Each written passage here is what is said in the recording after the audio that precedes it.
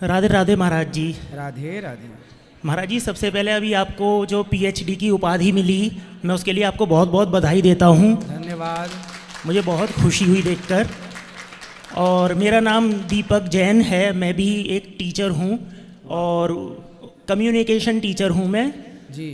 तो हमारा सारा दिन वाद विवाद होता रहता है, क्योंकि कम्युनिकेशन का टीचर हूँ इसलिए। बिल्कुल। तो मेरे पास में जाहिर सी बात है फिर सभी धर्मों के छात्र आते हैं। बिल्कुल। तो धर्म भी अपने आप में एक विषय है जिस पे चर्चाएं होती हैं। बिल्कुल होनी ही चाहिए।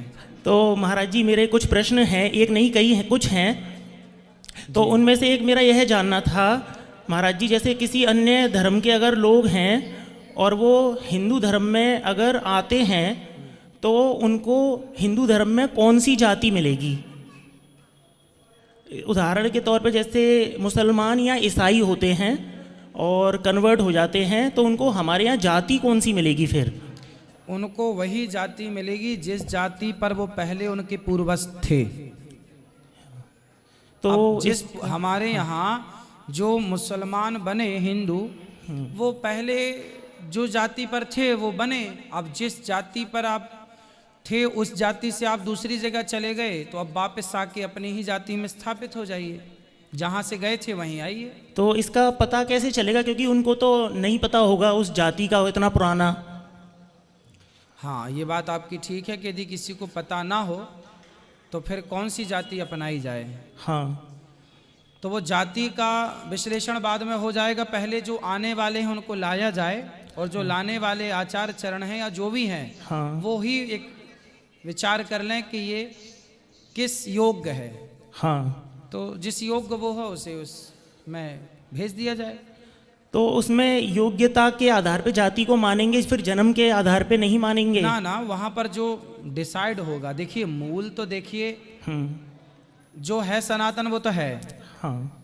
अब कुछ क्या होता है कि फसल किसान जब बोता है ना, तो जब फसल कटती है तो उसमें उच्च कोटि का गेहूं या उच्च कोटि के चावल या चने, धान अलग कर ली जाती है, और जो हल्का दाना रहता है वो भी रहता है, लेकिन वो उसके साथ उससे अलग ही कहलाएगा वो।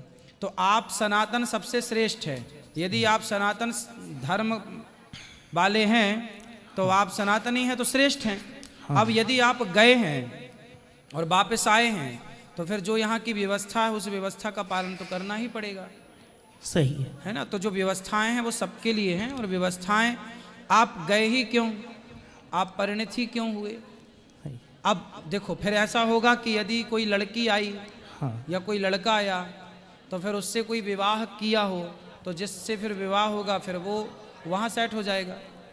ऐसी व्यवस्थाएं हैं, और इस पर विस्तृत जो जानकारी है वो जब वो आएंगे तो देखा जाएगा कि ये कौन लोग हैं, इनके पूर्वजों पर विचार किया जाएगा तो वो निकल जाएगा। हर चीज़ का विचार होता है, तो जब विचार आप करते हैं तो उसके निष्कर्ष तक आप पहुंचते हैं। और उनका फिर विवाह किस आधार पे होगा, मतलब यानी किस जाति में होगा?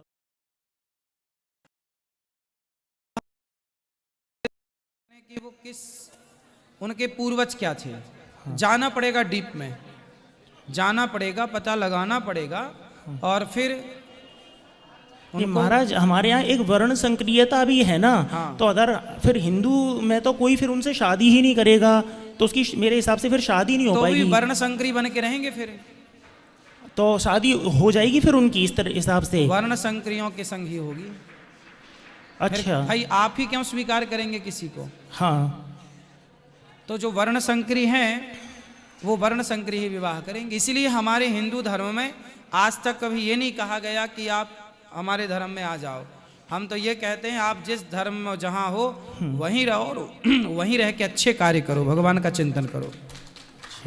महाराज जी, एक प्रश्न और है। जैसे आप ही ने कहा था कि हमारे जैसे सनातन में अंतरजातीय विवाह से वर्ण संक्रियता आती है। और ये धर्म कहता है। तो फिर मैं ये जानना चाहता हूँ कि जैसे हमारे पांडवों में अर्जुन और फिर द्रौपदी की शादी क्यों हो गई थी? क्योंकि फिर वहाँ पे भी वर्ण संक्रियता होती। फिर कैसे वर्ण संक्रियता है वहाँ? क्योंकि उस समय जो अर्जुन थे वो एक तरह से फिर पंडित और फिर ब्राह्मण में शादी हो गई थी ना उस समय पे। ना ना, द्रौपदी क्षत्रिय हैं हाँ और पांडव भी क्षत्रिय हैं।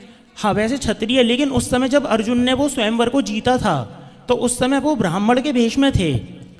ब्राह्मण वेश में नहीं थे, ये बात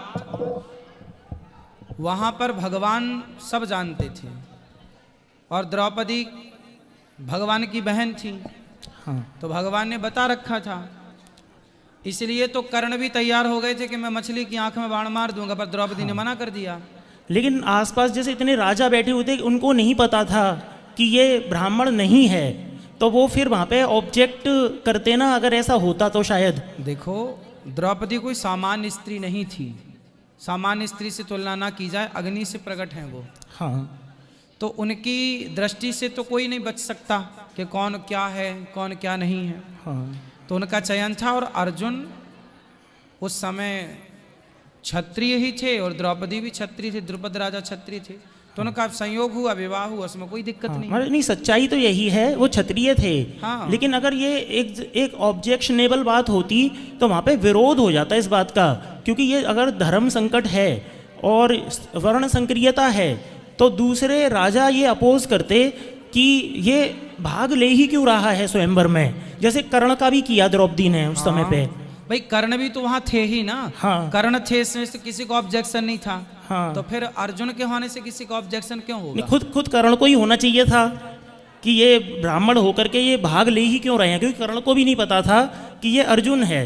हाँ भाई, वहां ब्राह्मण सब बैठे तो सभी थे। हाँ उस सभा में तो सभी थे। हाँ तो जब सभी थे, जब कोई नहीं कर पाया कार्य, हाँ। तो फिर अर्जुन, और अर्जुन थे वो द्रौपदी जानती थी, तीसरा जाने ना जाने। अच्छा फिर मियाँ बीबी राजी तो क्या करें। अच्छा, मैं एक सवाल और पूछूं? हाँ पूछो। अच्छा महाराज, मैं ये जानना चाहता हूँ कि जैसे हाँ, मैं बुद्ध के बारे में जानना चाहता हूँ कि जो भगवान बुद्ध हैं वो विष्णु जी के 9वें अवतार हैं शायद ना जी।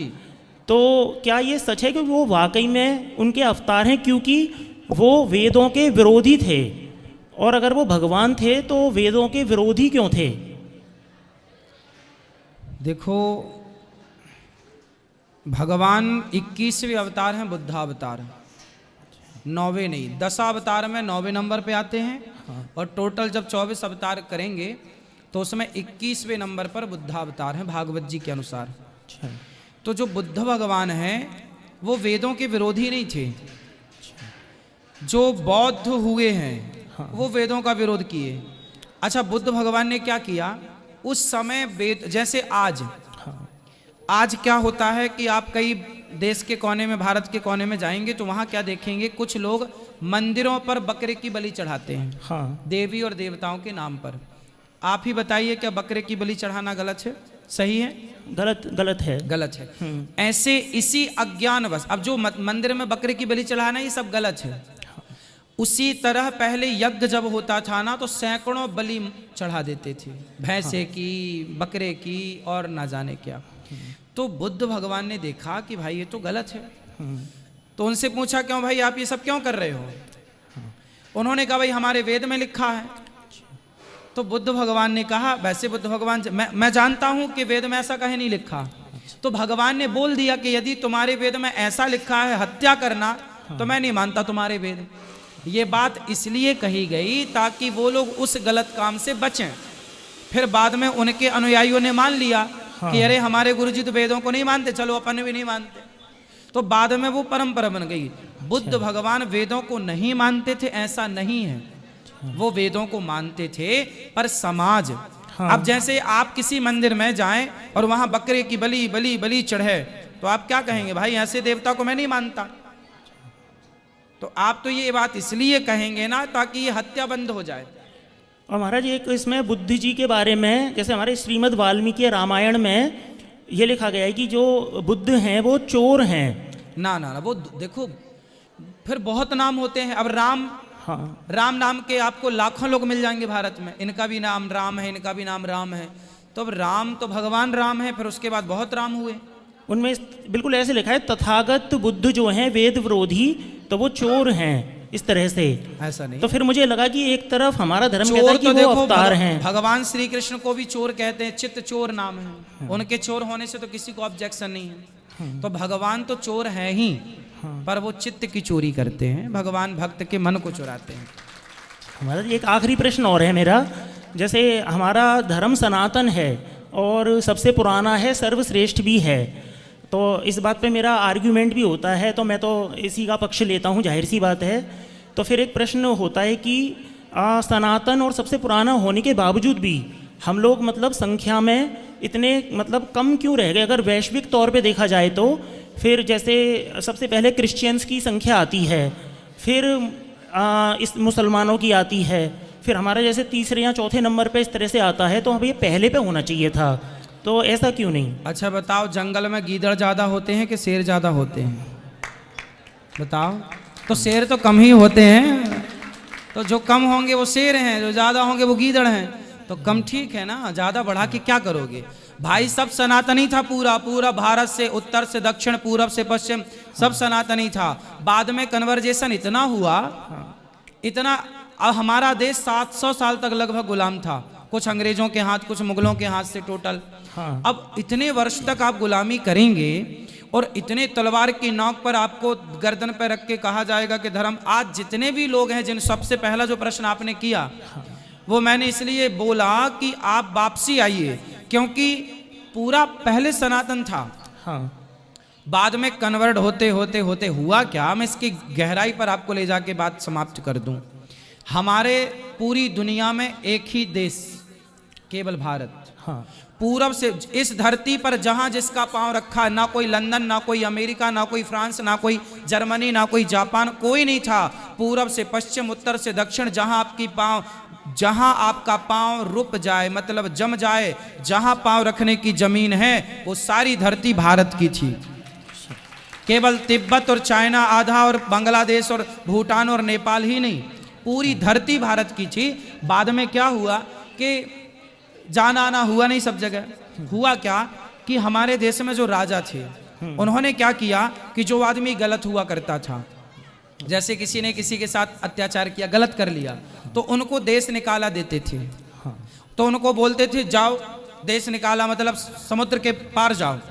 तो उनको नाव में बिठा के समुद्र के पार भेज देते, बोले दिखना मत यहाँ। तो वो जो भाग भाग के डर के मारे भागे, जिसकी नाव जिस टापू पर रुकी, वो वहां रहते रहते रहते रहते वहां वो विस्तृत हो गए, बाद में वो देश हो गए, छोटे छोटे देश हो गए सब। तो जो जिस टापू में रुका वो उस देश, अमेरिका में जो रुका वो अमेरिकन हो गया, जापान में जो रुका वो जापानीज हो गया, जो वहां रुका फला फला देश बनते गए। ये सब भारत के ही पहले थे, सब गलत काम करके सबको देश निकाला दिया। तो बाद में फिर ये वहाँ की हवा, वहाँ का वातावरण, वहाँ की भाषा, अपने आप चीज़ें कन्वर्ट होती चली गई। तो था तो मूल में सनातन, लेकिन बाद में सब बदलता चला गया, लेकिन फिर भी बचा है। महाराज इसके अलावा जैसे अपने धर्म में मुझे एक कमी नजर आती है, जिस पे मुझे झुकना भी पड़ता है, क्या वो है जातिवाद। बहुत बड़ी कमी। नहीं, कमी नहीं है ये एक व्यवस्था, इसे आप समझो और इसे समझाओ। हमारे धर्म में कमी कुछ भी नहीं है। हमारे धर्म की व्यवस्था को लोग समझ ना पाए तो हम क्या करें? आप बच्चों को खूब पढ़ाएं पर बच्चे ना समझ पाए तो टीचर की गलती नहीं है, बच्चों की गलती है। उसी तरह अपने धर्म को ना समझ पाओ, ये आपकी गलती है, धर्म की गलती नहीं है। हमारे यहाँ जातिवाद नहीं था, समझो आप। हमारे यहाँ जातियां हैं, जातियां 4 हैं, ब्राह्मण, क्षत्रिय, वैश्य, शूद्र। और ये 4 जातियां नहीं, 4 प्रकार हैं। ब्राह्मण कोई जाति नहीं है, ब्राह्मण एक व्यवस्था है। वेद पढ़ना, वेद पढ़ाना, यज्ञ करना, यज्ञ कराना, ये व्यवस्था। क्षत्रिय की व्यवस्था है, युद्ध करो, तलवार लो और लड़ो। वैश्य की व्यवस्था है, जाओ पैसा कमा के लाओ और अपने देश की आर्थिक स्थिति मजबूत करो। शूद्र सेवा, सबके साथ दो। शूद्र किसका साथ देगा? ब्राह्मण का, क्षत्रिय का, वैश्य का, क्योंकि सबको किसी न किसी के सहयोग की जरूरत है। मगर तो जिनसे फिर घृणा की जाती है वो तो गलत है। वो घृणा तो राम जी ने की क्या? शबरी से घृणा की क्या? निषाद से घृणा की क्या? भगवान ने तो घृणा करना नहीं सिखाई। ये घृणा का बीज कुछ लोगों ने अपने मन से उगा लिया। नहीं, राम जी के केस में वो शंभूक का वध था, फिर वहां पे भी अंतर था। शंभूक का वध पूरा पढ़ा आपने? हाँ, मतलब पूरा तो नहीं कहूंगा, पर मैंने पढ़ा था तो उसमें यही था कि वो शूद्र होने के नाते तपस्या कर रहा था। समझो समझो समझो, भगवान राम शंभूक को क्यों मारे, इस पर आज लाखों सवाल होते हैं। मैं आपको क्लियर कर दूं। संबूक वध पूरा प्रसंग समझने वाले कम हैं, संबूक के बारे में पूरा जानने वाले लोग कम हैं, इसलिए सवाल खड़े होते हैं। संबूक भगवान राम के मंत्री थे। भगवान राम का जो मंत्रिमंडल था, हाँ, ये मुझे नहीं पता था। उस मंत्रिमंडल में एक पदस्थ अधिकारी थे संबूक, जो कि धन का कार्य संभालते थे, लेन देन। हाँ, तो जब लेन देन संभालने वाले संबूक तपस्या करने लग गए, तो राम जी ने कहा कि तुम्हारा राज्य का दायित्व है कि तुम अपना काम करो, तुम यहां तपस्या करने बैठ गए। बोले मैं प्रभु जीते जी स्वर्ग जाना चाहता हूं। भगवान बोले जीते जी ना जाओ, ये व्यवस्था है, मरने के बाद हमारे पिता को भी मरने के बाद स्वर्ग मिला और बैकुंठ मिला, ये यहाँ की व्यवस्था है, व्यवस्था भंग ना करो। और तुम राजा के पदस्थ मंत्री हो, अपना काम करो। अब आप बताइए कि आप टीचर हैं, बच्चे आपके पढ़ने बैठे हैं और आप पढ़ाएं ना और आप माला जप करने लगे, आपका वो कार्य ही आपकी भक्ति है, इसलिए कर्म को ही भक्ति माना गया है। तो महाराज हत्या करना और उसको समझा दिया भी जा सकता था, पर हत्या कर देना बड़ी बात हो गई है। पूरी बात सुन तो लो सब्र से। फिर भगवान उन्होंने जिद की, संबूक ने कि नहीं हमें स्वर्ग जाना है, शरीर के साथ जाना है। जिद क्यों की? क्योंकि संबूक जानते थे कि राम के हाथों में मरूंगा तो मुझे निश्चित भगवत प्राप्ति होगी। तो संबूक स्वयं राम के हाथों मृत्यु, जैसे रावण सब जानता था कि सीता कौन है और राम कौन है, बस रावण अपना कल्याण चाहता था, राम के हाथों मरना चाहता था। रावण ने ये सारा जितना भी किया, सीता चुराया, ये सब किया, ये सब रावण का एक सोची साजिश, रावण की सोची साजी साजिश थी। वो राम के हाथों बस मरना चाहता था, है ना? हाँ, मरना चाह, जैसे सोने का मृग बन के आया मारीच। हाँ, तो मारीच से रावण ने बोला कि मैं मेरे हाथ से मरेगा कि राम के हाथ से मरेगा? मारीच बोला आपके हाथ से मरूंगा तो कुछ ना मिलेगा रावण, मैं तो राम के हाथ से मरूंगा। तो वो राम के हाथ से मरने के लिए सिर्फ उसने सोने के मृग का नाटक किया। जब आप डीप पे शास्त्रों को पढ़ेंगे तो गहराई तक पहुंचेंगे, ऊपर ऊपर कुछ नहीं मिलता। राम के हाथों मरना चाहता था मारीच, राम के हाथों मरना चाहता था रावण, राम के हाथों ही मरना चाहता था संबूक। तो राम जी ने जब संबूक को मारा तो संबूक मरा नहीं। बोले अभी मैं मरूंगा नहीं। भगवान बोले क्यों नहीं मरेगा भैया? बोले प्रभु मुझे एक वचन दो कि मैं सदा आपका धाम में वास करूं, और जो मेरी जाति के लोग हैं, मैं संबूक हूं, मेरी जाति के लोग पता नहीं आपके हाथों मरेंगे कि नहीं, आपकी भक्ति करेंगे कि नहीं, हो सकता है आपको गालियां भी दें, आप मुझे मार रहे हैं तो राम जी बोले तू बोल, अब तू क्या चाहता है? तो संबूक बोला कि मेरी जाति वालों का आप सदा उद्धार करेंगे, उनको भगवत धाम भेजेंगे। भगवान बोले एक शर्त है, तेरी जाति वाले यदि अपने नाम के आगे मेरा नाम जोड़ देंगे तो निश्चित उनको बिना भक्ति बिना पुण्य के वो भगवत धाम को जाएंगे। संबूक ये कह के भगवत धाम चला गया। इसलिए आपने सुना होगा पिछले टाइम पर जो शूद्र भाई थे, सबके नाम के आगे राम है तो जैसे किसी का नाम कुछ है तो राम जरूर जुड़ता था। सब लोग अपने नाम के आगे क्या लगाते थे? राम लगाते थे। भगवान का नाम जोड़ते, हरि जोड़ते थे। तो जैसे है हरिजन, तो हरिजन तो हरि लग गया, तो भगवान का नाम जुड़ गया। तो ये बिना भक्ति बिना कुछ के भगवत धाम जाने के अधिकारी हैं। संबूक ने केवल अपना कल्याण नहीं किया, उन्होंने जाते जाते पूरी जाति का कल्याण कर दिया कि अब राम के द्वारा मैं तो मर रहा हूं। अब देखो इस गहराई को लोग ना जाने और राम को गालियां देते रहें कि राम ने गलत किया गलत किया गलत किया, तो आप स्वतंत्र हैं राम को गलत कहने के लिए, आप कहते रहिए। लेकिन जो यथार्थ बात है वो तो ये है कि राम जी उसको परम धाम भेजे हैं और उनकी जाति के समस्त लोगों पर राम जी ने अनुग्रह किया, कृपा की। हमारी जातिवाद भी एक और है, बस मेरा लास्ट इस पे मेरा ये है कि एक दूसरा रविदास जी थे।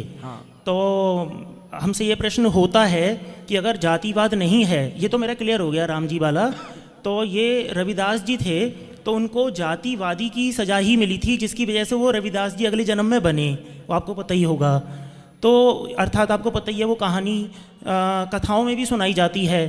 पहले वैसे मैं इसको एक मनगढ़ंत कहानी मानता था, लेकिन फिर मैंने कथाओं में सुनी, हालांकि आपसे नहीं सुनी थी, किसी और की सुनी मैंने।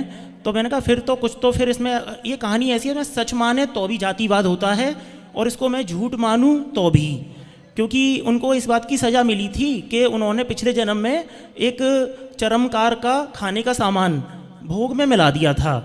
तो अर्थात वही कि चरमकार का सामान अगर भोग में मिल भी गया तो फिर ऐसे फिर ये जातिवादी वाली बात ही हुई ना कि चरमकार का सामान भोग में क्यों नहीं मिलेगा, इस तरह से। और फिर उनको सजा दी तो अगले जन्म में वो चरमकार के घर में पैदा हुए।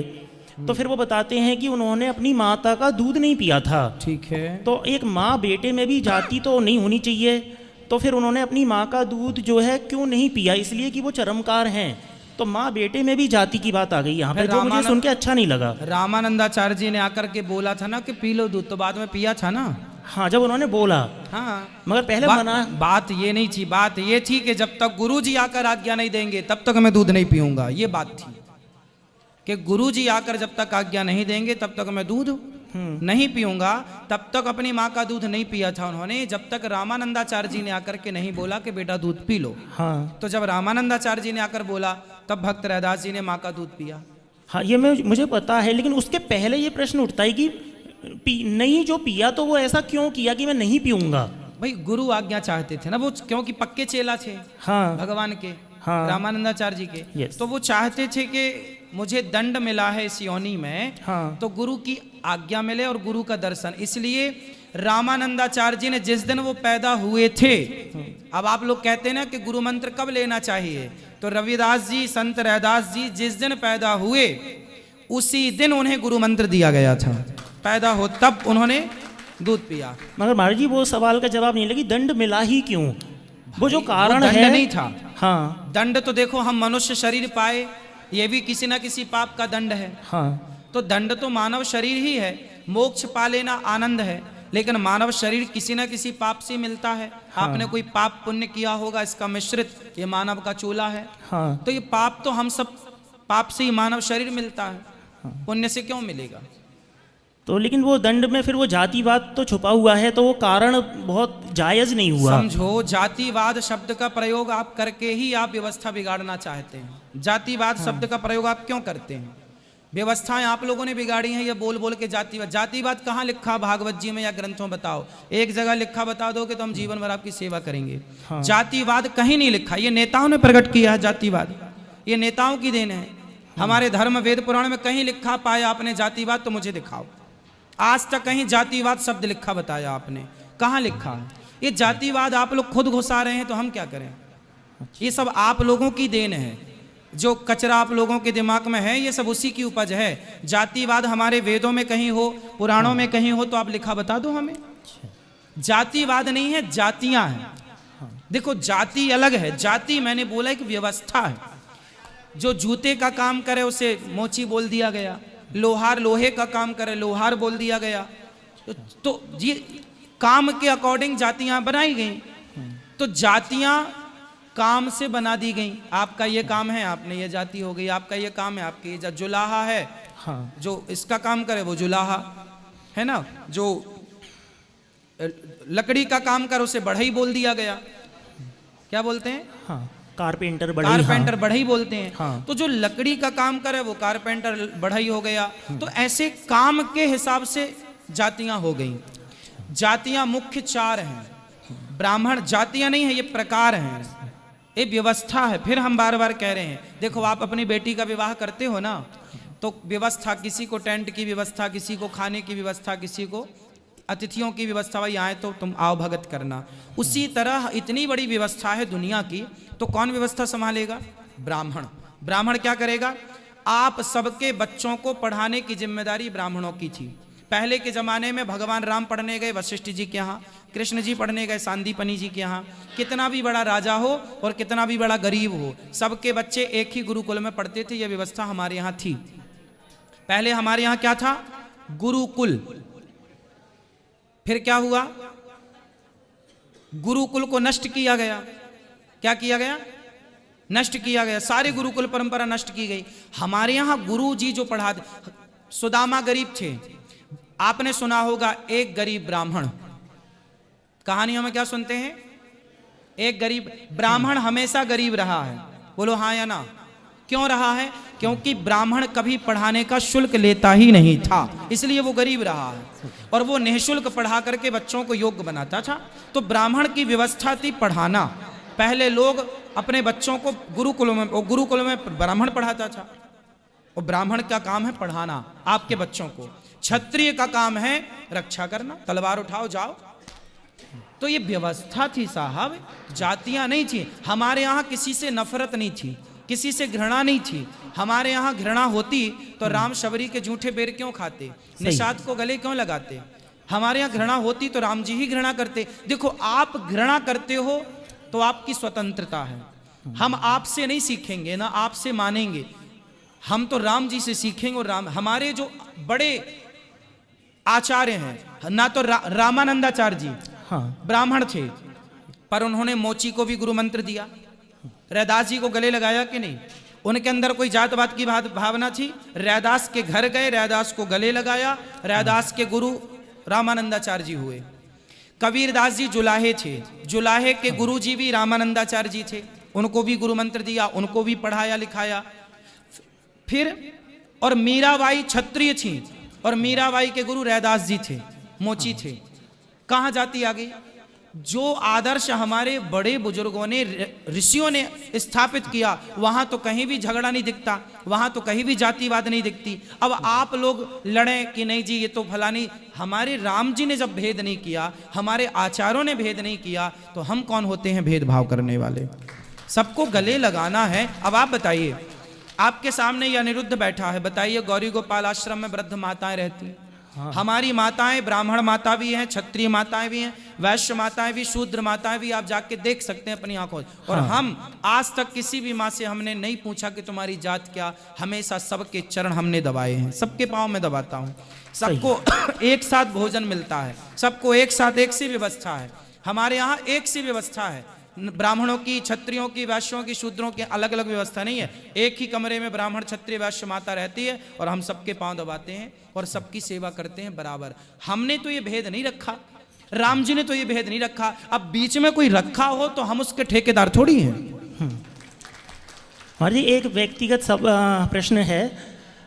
जैसे जाहिर सी बात हो, आपको बहुत नॉलेज है, पहले से इतना ज्ञान है। मान लीजिए आपको किसी से प्रश्न पूछने का मौका मिले, कोई बहुत ज्ञानी व्यक्ति है, तो आप जैसे व्यक्ति का प्रश्न क्या होगा जिसकी आपको बहुत जिज्ञासा हो? हम लोगों के प्रश्न तो जो होते हैं ना, वो सबके पास पूछे नहीं जाते, और वो प्रश्न ही, मैं जानता हूँ ये व्यक्तिगत सवाल है, आप चाहें तो जवाब ना भी दे सकते हैं, परंतु हम लोगों के जो प्रश्न होते हैं वो केवल बहुत गहराई के होते हैं, और वो हमारे गुरुजन ही बता पाते हैं।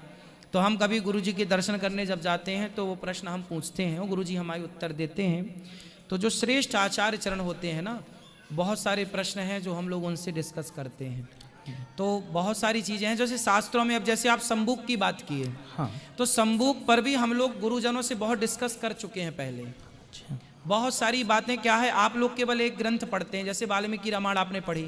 संबूक का चरित्र केवल वाल्मीकि रामायण में नहीं है, अन्य पुराणों में भी है। उसकी पूरी गहराई तक जाने के लिए जो मैंने बताया, ये वाल्मीकि रामायण में नहीं है, अच्छा, ये अन्य पुराणों में है। अब क्या है, एक आदमी का नाम, एक कथा ना 18 पुराणों में होती है, और 18 में जरा जरा अलग अलग होता है, थोड़ा इसमें अलग, थोड़ा। तो उस एक रहस्य को समझने के लिए 18 जगह जाना पड़ता है, उसमें खोजना पड़ता है कहाँ है, और इसके बाद भी वो समझ में ना आए तो फिर गुरुजनों से पूछना पड़ता है।